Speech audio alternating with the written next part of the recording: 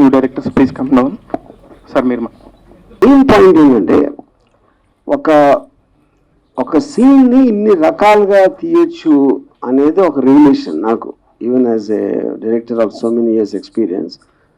అంటే ప్రతి పర్సన్ ఒక డిఫరెంట్ వ్యూ పాయింట్, లొకేషన్ కానీ, క్యారెక్టర్స్ కానీ, interpretation of the scene content, కాస్టింగ్లో ఎలాంటి పర్ఫార్మెన్సెస్, ఒక కొత్తగా జాయిన్ అవుతున్న అతని ఆ ఇంటర్ప్రిటేషన్స్ అనేది. ఇప్పుడు ఇందులో కొంతమందికి కొన్ని నచ్చచ్చు, ఇంకొంతమందికి వేరే నచ్చచ్చు, అలా రకరకాల వ్యూ పాయింట్స్లో సినిమాలాగే ఉండొచ్చు. ఒకళ్ళు ఒక సినిమా నచ్చచ్చు, ఇంకోటి నచ్చకపోవచ్చు. But the bottom line is like I said, the interpretations, that is what I think is fascinating. So ఇప్పుడు దీంతో మనకు ఒకటి అర్థమైందంటే ఏ సినిమా అయినా ఎన్ని రకాలుగా తీయచ్చు, ఇలాగే తీయాలని లేదు. అదొకటి చాలా క్లియర్ కట్గా I think understood. Yeah, so like I said, ఇప్పుడు ఈ ఓటింగ్ ప్రాసెస్ అనేది స్టార్ట్ అయ్యి నెక్స్ట్ 10 daysలో we will get the final selected director, so which will obviously announce at that time. So any questions? Hello sir, RG గారు. Yeah, ఇంతమందిని introduce చేస్తున్నారు కదా, అంటే ఆర్జీవీ నుంచి అంటే ఏం ఎక్స్పెక్ట్ చేయొచ్చు వీళ్ళ నుంచి అంటే ఏం చెప్తారు సార్? ఆర్జీవీ నుంచి ఎక్స్పెక్టేషన్, వాళ్ళ నుంచి ఎక్స్పెక్టేషన్, ఇంకా నా నుంచి ఉంది ఎక్స్పెక్టేషన్ ఇక్కడ. అంటే ఆర్జీవీ ఏం ఎక్స్పెక్ట్ చేస్తారు అంటున్నారు. See, I think the point is, ఇప్పుడు ఒక డైరెక్టర్ అనే దానికి డెఫినేషన్ ఉన్న కంటెంట్ని తన పర్ఫార్మెన్సెస్తో, ఒక కటింగ్తో, ఎడిటింగ్ ఎలా చేశారు, ఎలాగా కంటెంట్ని ఒక ఎమోషనల్గా కన్వే చేశారు అనేది టెస్టింగ్. అది సో ఆ టెస్ట్ ప్రూవ్ అయినప్పుడు ఒక సీన్ బాగా తీయగలిగితే automatically everything is a function of the script. దాని తర్వాత అదే దాన్ని వేరే యాక్ట్ కూడా అప్లై చేస్తారు. సో మనం పాత రోజుల్లో ఏంటంటే ఒకళ్ళకి డైరెక్షన్ ఛాన్స్ ఇచ్చి మొత్తం సినిమా తీసే వరకు తెలియదు ఎలా తీసేయడం.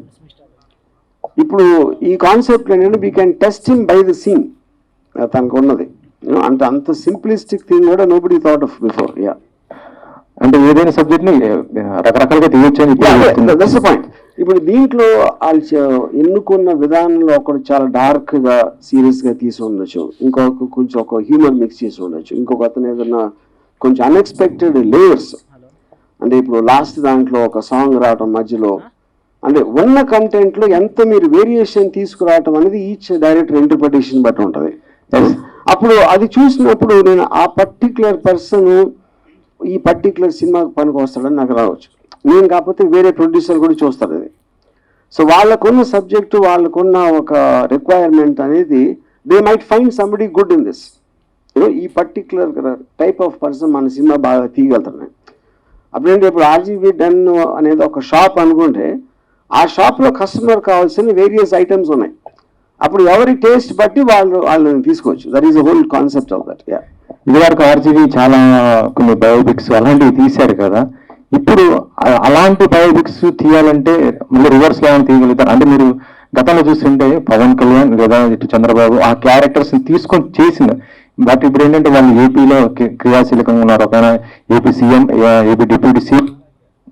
సో ఇప్పుడు అలాంటి క్యారెక్టర్స్ మీరు చెయ్యాలంటే ఎలా చేస్తారు? ఈ 2 క్యారెక్టర్స్ని అలాంటి క్యారెక్టర్ చేస్తాం కదా, మళ్ళీ ఇంకా ఎలా చేస్తానంటే అప్పుడు చేశారు. ఇప్పుడు ఒకవేళ చెయ్యాలి అంటే వాళ్ళని దృష్టిలో పెట్టుకొని చెయ్యాలనుకుంటే వాళ్ళని దృష్టిలో పెట్టుకొని ఇప్పుడు బేసిక్గా అడుగుతారు అనుకున్నా, ఆ రూట్కి వచ్చే మీరు. ఇక బేసిక్గా ఇప్పుడు first of all Lakshmi's NTR తీసినప్పుడు కూడా రూలింగ్ పార్టీ గవర్నమెంట్లో ఉన్నప్పుడు తీశాను. సో దానికి ఏం ఫరక్ పడదు. But having said that, definitely నేను ఇంతకు ముందు అనౌన్స్ చేశాను, ఇంకా పొలిటికల్ సినిమాలు జోలికి వెళ్ళాం.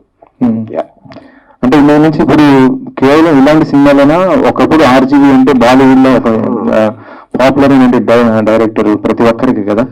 అంటే ఇలాంటి సినిమాలు అంటే ఏంటి అంటే ఇప్పుడు ఈ జనరల్ క్వశ్చన్స్ వేరే ఇంటర్వ్యూ మాట్లాడదాం. ఇది I want to talk about your film. ఇక్కడ మాట్లాడటం చాలా టైం ఉంది మనకి.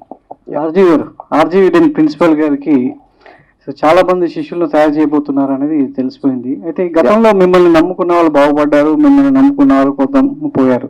సినిమాకి సంబంధించి మీరు ఏదైతే అంటే నేర్పిస్తున్నారో, ఇంతమంది యువకులను దర్శకులుగా మార్చే ప్రయత్నం చేస్తున్నారు, కానీ వాళ్ళు సినిమా తీసిన తర్వాత ఇండస్ట్రీలో పడే స్ట్రగుల్స్ మామూలుగా ఉండవు. కొత్త దర్శకులకు సంబంధించి వాళ్ళ టాలెంట్ ఎంత ఉన్నా, మీరు ఎంత గుర్తించినా, ఇండస్ట్రీలో వాళ్ళని గుర్తించే వాళ్ళు చాలా కరువు అవుతున్నారు. సో దానికి మీ సమాధానం ఏంటి?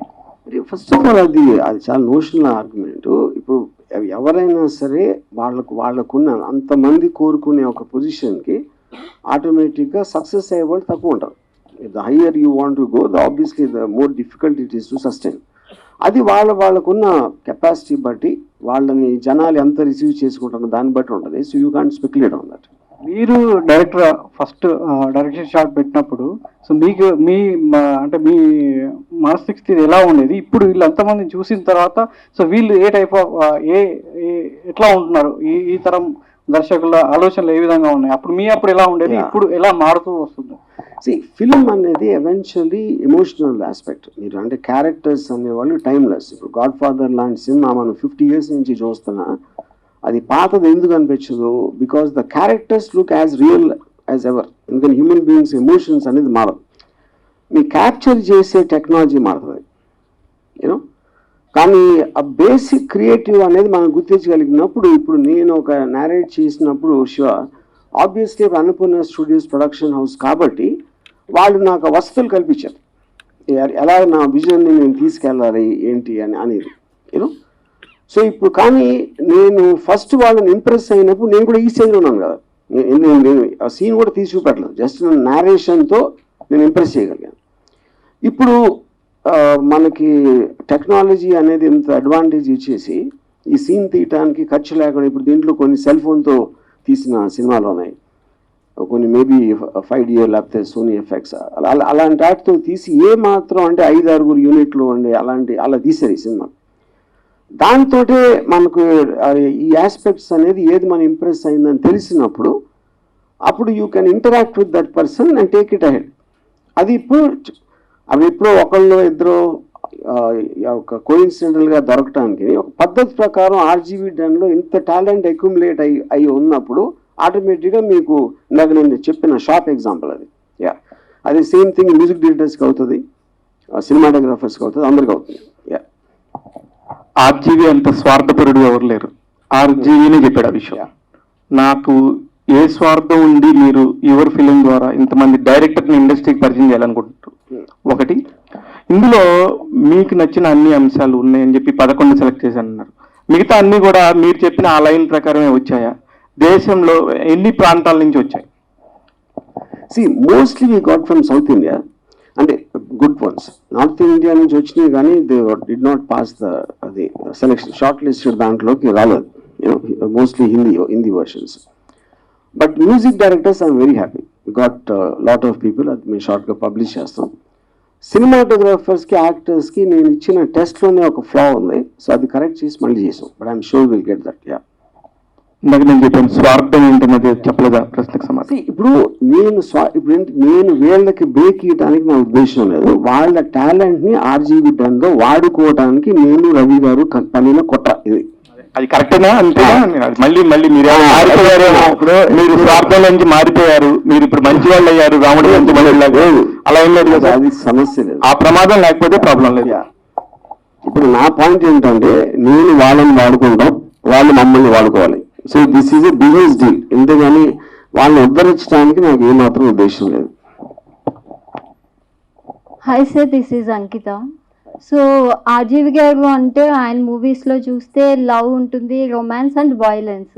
So why did you choose in this film only violence? మీరు రక్త చిత్రం చూడలేదా?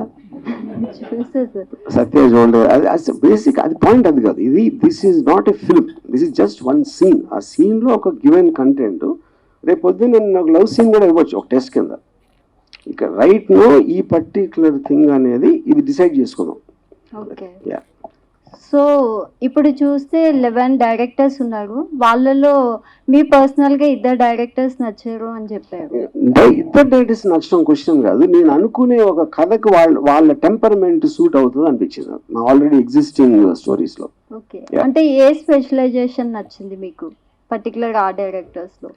అంటే ఇప్పుడు కథ చెప్పాలంటే నేను మా దగ్గర ఆల్రెడీ ఎగ్జిస్టింగ్ స్క్రిప్ట్స్ ఉంటాయి కదా మేము ప్రొడ్యూస్ చేయాలనుకుంటున్నాయి, దానికి ఈ పర్టికులర్ డైరెక్టర్స్లో వాళ్ళ టెంపర్మెంట్ సూట్ అవుతుంది అనిపించింది. ఏంటి వాళ్ళు తీసిన విధానం, ఆ సీను అది. సో ఈ మూవీతో ఏం చెప్పాలనుకుంటున్నారు? ఈ మూవీ కాదు, ఇది సీన్. సీన్, ఈ సీన్ తో, ఈ కాన్సెప్ట్ తో ఏం చెప్పాలనుకుంటున్నాను? థ్యాంక్స్. రామాయణం చెప్పాలనుకుంటున్నాను. నమస్తే అండి. హాయ్. ఇంతకు ముందు ఆర్జీవి స్కూల్ అని చాలా మంది డైరెక్టర్లు ఇంట్రొడ్యూస్ చేశారు, లైక్ పూరి జగన్నాథ్, శివనాగేశ్వరరావు, ఇటువంటి వాళ్ళందరికీ ఉన్న కృతజ్ఞత ఇప్పుడు మీరు ఇంట్రొడ్యూస్ చేసే ఈ కొత్త డైరెక్టర్లకు ఉంటుందని అనుకుంటున్నారా? ఎవ్వరికి ఉండదు. కొత్త జీవిత ఉన్న వాళ్ళు ఎవరు ఉంటారు. ఇప్పుడు పాయింట్, మన వాళ్ళు ఎవ్వరం కూడా మన కోసం పుట్టాం. మనం ఏం చేయాలి, మనకేం కావాలని దానికి వచ్చామా. అప్పుడు మీరు మెట్టులాగా వాడుకోవాలి. కానీ ఇప్పుడు నేను ఒక ఆప్షన్ అనుకోండి, వాళ్ళ దృష్టిలో వాళ్ళు ఇంకా వేరే ఆప్షన్ ఉండొచ్చు కదా, నాకు తెలియదు. అది వాడు ఇప్పుడు నేను ఇప్పుడు వెళ్ళి డైరెక్షన్ ఛాన్స్ కావాలంటే నాకున్న ఆప్షన్స్ నేను చూసుకుంటాను. అలాగే వాళ్ళు చూసుకున్నారు. ఎప్పుడైతే నా అవసరం తీరిపోయిందో వాళ్ళు వెళ్ళిపోతారు. I'm very happy for that. నేను కూడా అలాంటి వాడిని. నేను వాళ్ళకి బ్రేక్ ఇచ్చాను, వాళ్ళకి ధైర్యం చూపించాను నేను చాలా క్లియర్గా చెప్పాను. వాళ్ళు రేపు పొద్దున్న ఇప్పుడు అంటే కొత్త వాళ్ళు కాబట్టి కొంచెం చెప్పినట్టు వింటారని కాదు, నేను చెప్పినట్టు వినేవాళ్ళు నాకు చూడదు అసలు. వాళ్ళకున్న ఇంటర్ప్రిటేషన్ ఎప్పుడైతే అది అంటే ఇప్పుడు రేపు పొద్దున్న ఫస్ట్ సినిమాకి నేను ఏదో కొంచెం నా ఎక్స్పీరియన్స్ తోటి ఏదో చెప్పచ్చు, వాటెవర్ సంథింగ్. రేపు పొద్దున్న సక్సెస్ఫుల్ అయ్యాను అనుకోండి, పోవాలంటే అయిపోయింది, నో ప్రాబ్లం. అండ్ అలాగే ఉండాలి. That's the point. బికాజ్ నేను ఇందాక చెప్పాను కదా, మమ్మల్ని వాళ్ళు వాడుకోవాలి, వాళ్ళని మేము వాడుకుంటాం. అందులో ఇంకా ప్రేమ, అనుబంధం, మెంటార్, ప్రాటజీ ఏమీ లేదు. వెస్ట్ గోదావరి నుంచి వచ్చిన మీరు వెస్ట్ గోదావరి నుంచి వచ్చారు కదా, ఈ గోదావరి జిల్లాల నుంచి ఎవరు ట్రై చేయలేదండి కాన్సెప్ట్ లో? ఒకటి కూడా కనపడలేదు అంటే అది షార్ట్ లిస్టెడ్ లో లేరు. అంటే అదే అది coincidence. I don't think area wise అంటే చేసి ఉండొచ్చు. మాకు వచ్చిన 400 పైన దాంట్లో ఓకే, ఈ షార్ట్ లిస్టెడ్ లో మేబీ లేరేమో. ఓకే, మీరు వెస్ట్ గోదావరి కదా? అవునవును, అందుకనే అసలు ఒక్కళ్ళు కూడా కనపడలేదు నాకు దాంట్లో. నెక్స్ట్ లాస్ట్ ఒక రీల్ చూసాను, ఆ అబ్బాయి మిమ్మల్ని ఇంప్రెస్ చేయడానికే చేశాడు అది 100%. కాల్చే ముందు జాము రాత్రి పాట రావడం ఇవన్నీ అది బాగా నాకు కూడా నచ్చింది. ఇప్పుడు మీరు చెప్పింది కరెక్ట్. నా పాయింట్, ఇప్పుడు షార్ట్ లిస్ట్ నేను చేస్తున్నాను తెలిసినప్పుడు ఎంతో కొంత అందరూ నన్ను ఇంప్రెస్ చేయడానికి ఉంటుంది గ్యారెంటీ. సో ఇప్పుడు మీరు అదొక్కటే నోటీస్ చేశారు అంటే అప్పుడు డెఫినెట్ గా నన్ను ఇంప్రెస్ చేయడంలో పాస్ అయిపోయినట్టే కదా. 100%. అది చాలు, ఇంకా డైరెక్షన్ పక్కన పెట్టచ్చు. Thank you sir, thank you. Yeah, RGV sir. Yeah. So యువ ఫిలిం కాన్సెప్ట్ అనేది చాలా అద్భుతంగా కాన్సెప్ట్ తీసుకొచ్చారు. యంగ్ డైరెక్టర్స్ ని కూడా ఇంట్రొడ్యూస్ చేస్తున్నారు. సో ఈ 11 మెంబర్స్ లో అంటే అందరూ మీకు బాగా నచ్చారు, అందులో ఒక పర్సన్ అయితే అవుతారు ఆర్జీవి కంపెనీ నుంచి ప్రొడక్షన్లకి ప్రొవైడ్ చేస్తారని చెప్పారు కదా. సో అంటే ఆర్జీవి మూవీ అంటే చాలా మందికి ఎలా ఉంటుందంటే యూట్యూబ్ పరంగా మిలియన్ ఆఫ్ వ్యూస్ ఉంటాయి కానీ థియేటర్స్ పరంగా చాలా తక్కువ రెవెన్యూ అలాగా ఉంటుందంటారు. సో వీళ్ళు కనుక మూవీ తీస్తే సో అది ఎలా ఉంటుంది, అంటే థియేటర్ పరంగా వెళ్తారా లేదా ఓటీటీ పరంగా వెళ్తారా? ఇప్పుడు బేసిక్ గా ఇది ఇప్పుడు నేను తీయట్లేదు సినిమా, వేరే వాళ్ళు చేస్తున్నారు. సో దానికి question relevant thing. Sir hi sir. Sir ముందు క్వశ్చన్ అయితే కన్నా ముందు మనం చాలా ఈవెంట్లలో చూసాం కానీ ద మోస్ట్ స్టైలిష్ అవుట్ఫిట్ ఈ రోజు మాకు కనబడుతుంది. సో దీనికైనా కాంపిటీషన్ ఇస్తున్నాం, దాని వెనక మీ సీక్రెట్ ఏంటి సార్? అంటే యంగ్స్టర్స్ అందరూ ఉన్నారు, నేను అంత అందంగా రావాలి అలాంటి అవుట్ఫిట్ వేసుకుని. అదే సీక్రెట్. ఇప్పుడు వాళ్ళందరూ నాకన్నా చాలా యంగ్ కాబట్టి ఎంతో కొంత కట్టు వచ్చినట్టు కనిపించాలి అనే ఒక కుట్రతోటి అది. Great sir. సార్ నా మెయిన్ క్వశ్చన్ ఏంటంటే సార్, షార్టిస్ట్ అనేది చేశారు, బట్ ఒక్కొక్కరి దగ్గర కొంతమంది ఏమో డ్రామా క్రియేట్ చేసి చెప్పడం జరిగింది, కొంతమంది స్ట్రైట్ ఫార్వర్డ్ గా మీరు ఇచ్చిన లైన్ ని చాలా చక్కగా చెప్పారు sir. But what is the conditions మీరు పెట్టింది ఏంటి సార్? అంటే నేను పెట్టిన ఒకటే, నేను కంటెంట్ అదే ఉండాలి, బట్ ఇంటర్ప్రిటేషన్ మీరు క్యారెక్టర్స్ ఎక్కువ పెడతారా తక్కువ పెడతారా, డైలాగ్ ఎలా రాస్తారు, ఎలాంటి సెట్టింగ్ లో తీస్తారు, అలాంటి మ్యూజిక్ వాడటం కానీ ఇలాంటివన్నీ నేను వాళ్ళకి వదిలేసాను. Great sir. ఇంకోటి సార్, ఎవరికైతే మీరు ఆపర్చునిటీ ఇవ్వబోతున్నారో వాళ్ళ మీద మీ షాడో కూడా పడే అవకాశం ఎంతవరకు ఉంటుంది సార్? డెఫినెట్గా ఉండదు. ఎందుకంటే the whole idea of that is that ఇప్పుడు వీళ్ళని జడ్జ్ చేసేవాళ్ళు ఓటింగ్ ప్రాసెస్లో చేస్తారు. సో వాళ్ళు సెలెక్ట్ చేసుకున్నారు, ఎందుకు ఏది చేశారు వీళ్ళు చూశారు, ఎలా చేశారో చూశారు. దాని తర్వాత నేను మళ్ళీ దాంట్లో వెళ్ళి పెట్టడం అనేది మీనింగ్ కాదు. యా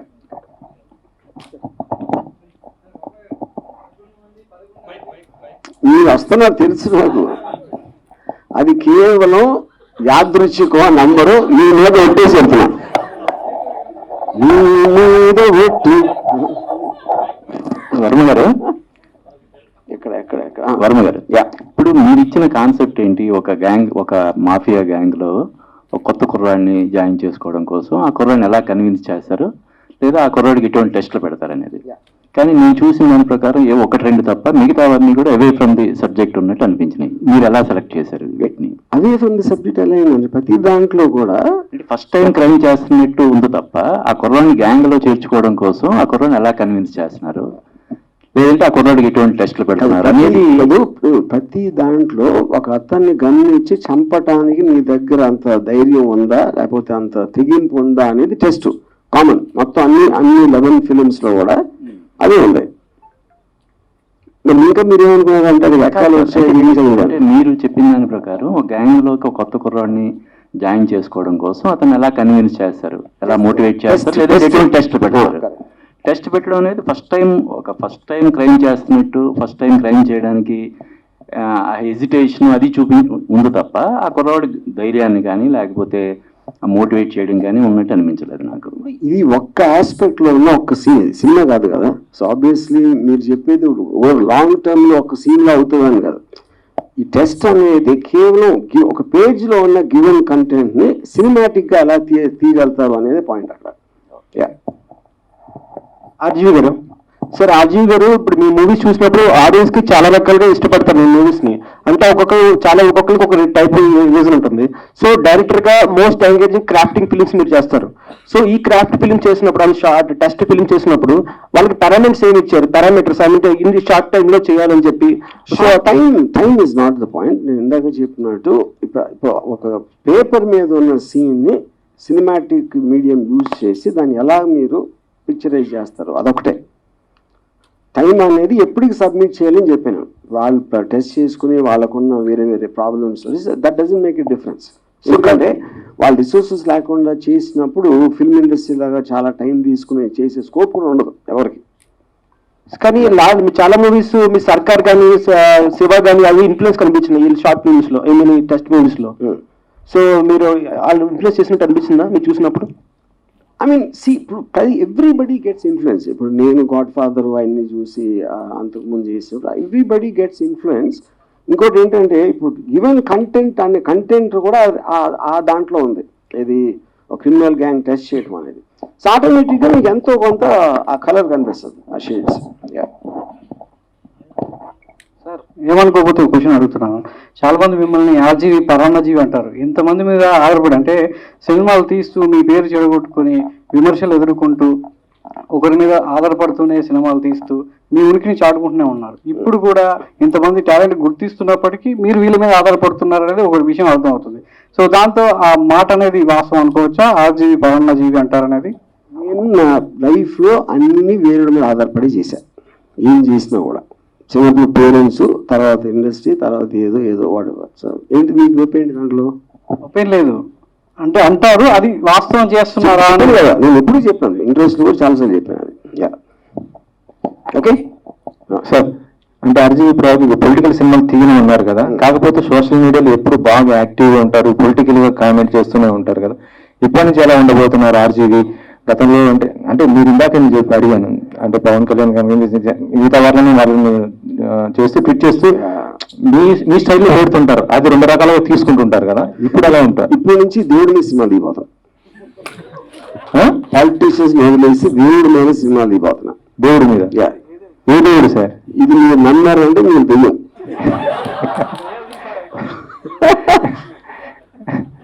ఓకే, అయిపోయింది. యువర్ ఫిల్మ్ క్వశ్చన్స్ అయిపోయినాయి. Thank you sir. ఇప్పుడు నెగిటివ్ ఆర్జీవి గారు చాలా ఎనర్జీగా మళ్ళీ ఫామ్ లోకి వచ్చి 4-5 సినిమాలు ఉన్నాయని చెప్పేసి అనుకుంటున్నారు. అదొకటి. ఆ 4 సినిమాలు ఏమైనా డీటెయిల్స్ చెప్తారా? ఒకటి. ఇప్పుడు అయితే యువర్ ఫిల్మ్ కి సంబంధించి మీరు సాటిస్ఫైడ్ ఉన్నారా సార్? ఇంతకు నుంచి ఏం మాట్లాడాను నేను? Thank you sir. I'm super happy అని చెప్తే మీరు అప్పుడు నిద్రపోయారా? చెప్తున్నాడు.